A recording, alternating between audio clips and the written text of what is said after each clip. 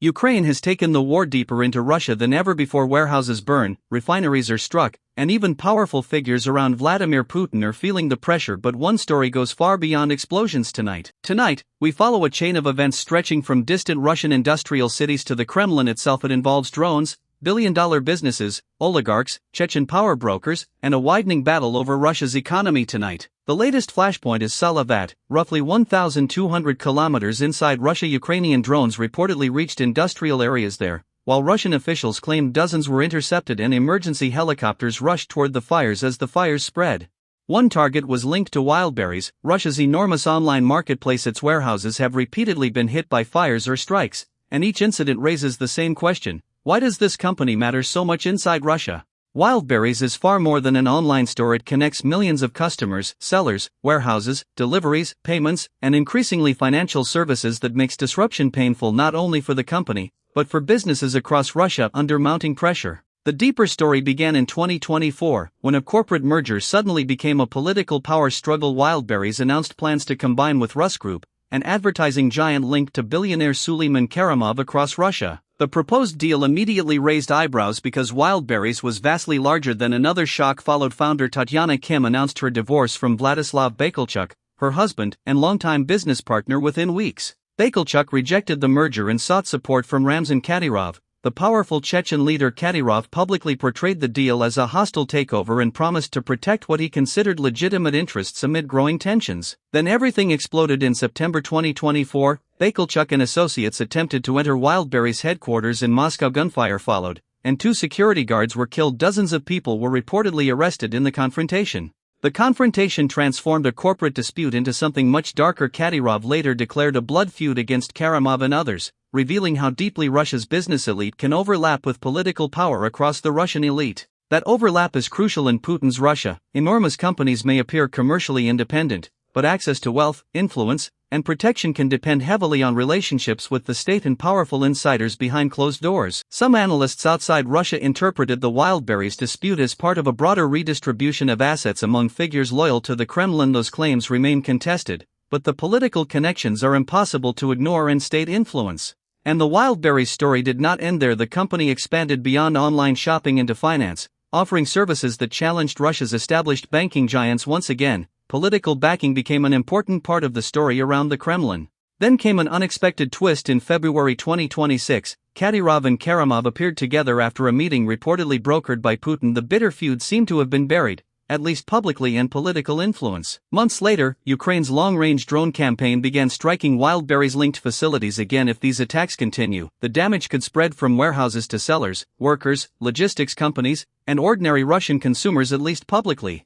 And that is why the warehouse fires matter. They are not simply isolated explosions on a map. They strike the commercial infrastructure that keeps Russia's enormous consumer economy moving every single day across the country. But Wildberries is only one piece of the pressure campaign. Ukraine has also targeted Russian energy infrastructure, including the Gazprom Neftekhim refinery complex in Salavat, an important part of Russia's industrial network for ordinary Russians. Russian refining capacity has faced serious disruption this year. Ukraine's strategy is straightforward: hit facilities that turn crude oil into usable products, reduce output, and increase pressure on the revenue Moscow depends upon in export earnings.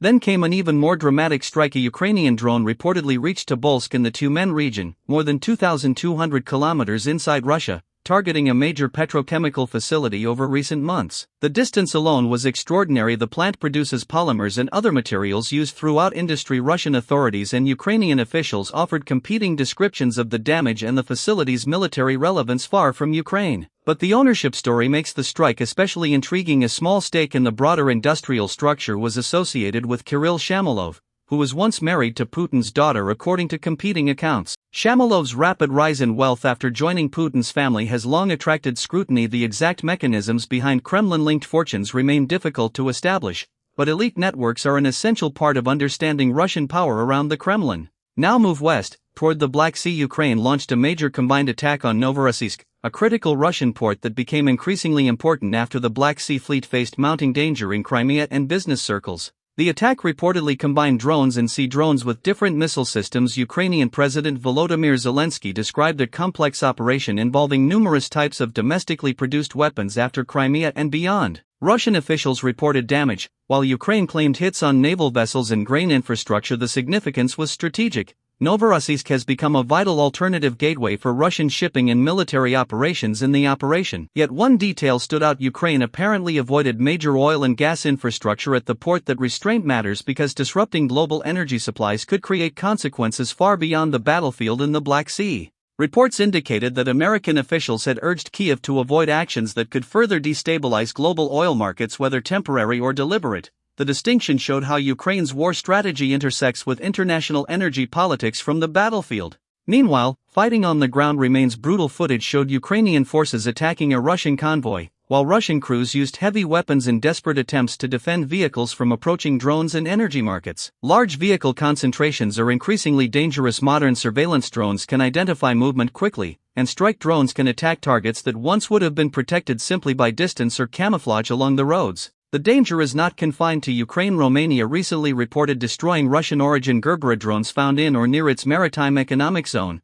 highlighting how easily the conflict can spill beyond Ukraine's borders across the battlefield. And winter is approaching. Ukraine faces a familiar nightmare: another sustained Russian missile and drone campaign against cities, power systems, ports, and critical infrastructure, while Kyiv struggles to replenish advanced air defenses beyond the immediate war zone. Ukraine reported hundreds of Russian missiles and drones launched over a recent 7-day period. The number can fluctuate, but the concern is what happens when Russia concentrates its weapons into a single massive wave before winter arrives. Patriot systems are central to that fear. Ukraine says it desperately needs more interceptors capable of stopping ballistic missiles. Poland has discussed transferring additional Patriot systems, offering Kyiv a possible lifeline against ballistic threats. At the same time, Putin has threatened retaliation against European cargo vessels if European countries continue seizing Russian-linked Shadow Fleet ships. He described such actions as piracy and robbery for Kyiv. The Shadow Fleet is designed to bypass sanctions, often using foreign flags, complicated ownership structures, and ship-to-ship transfers. European seizures therefore strike directly at one of Moscow's methods for keeping oil revenue flowing from the Kremlin.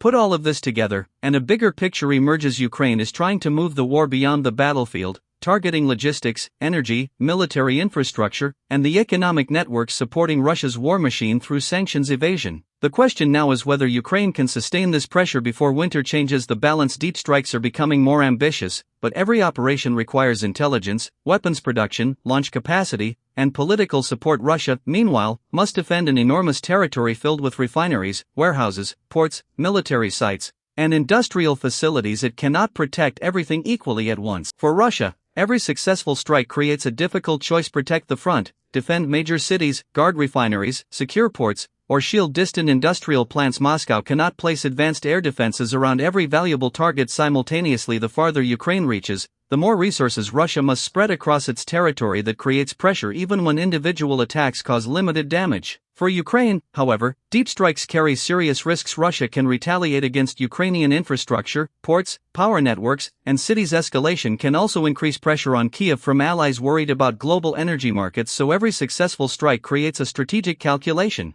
How much damage can Ukraine inflict without triggering consequences that ultimately make its own position more dangerous? That is why the Patriot question may become decisive. Ukraine can strike deep into Russia, but it still needs to survive Russian missiles at home. Offensive reach means little if critical Ukrainian cities cannot remain protected. The coming winter could test whether Ukraine's expanding long-range arsenal can offset Russia's advantage in missile production, while Allied air defense supplies remain limited. And then there is the Kremlin's political problem. When businesses tied to influential insiders are disrupted, the economic damage can become personal. Wildberries illustrates that perfectly. A warehouse fire may look like a local industrial incident, but the company sits inside a web connecting commerce, finance, political patrons, and powerful families. Attacking that web sends a much broader message. The next strike could therefore reveal far more than Ukraine's range. It could show what Russia is forced to defend, what Moscow is willing to sacrifice, and how much pressure the Kremlin can absorb before its priorities change. The geography of this war is shifting rapidly. Russia's rear areas are no longer automatically safe, and that may become one of Ukraine's most powerful weapons. The war in Ukraine is no longer confined to trenches and front lines. Ukraine is reaching deeper into Russia, targeting the infrastructure, industries, and networks that keep the war machine moving. But Russia still has enormous firepower and the ability to retaliate. As winter approaches, one question remains: how far can Ukraine push the war into Russia before the Kremlin is forced to respond in ways nobody can predict?